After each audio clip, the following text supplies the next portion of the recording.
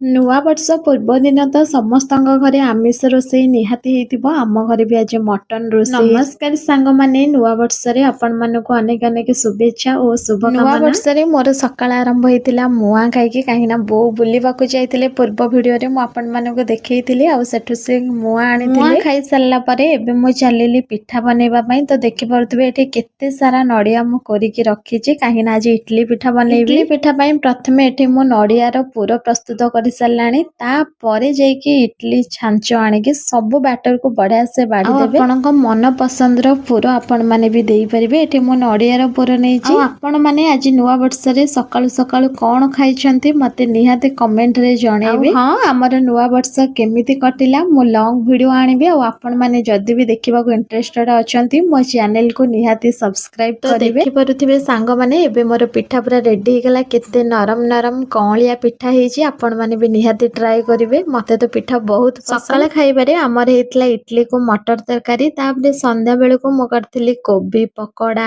ଆଉ ଚିଙ୍ଗୁଡି ପକୋଡା, ଆଉ ମକା ପକୋଡା। ତ ଆପଣ ମାନେ ଲଙ୍ଗ ଭିଡିଓ ନିହାତି ଦେଖିବେ।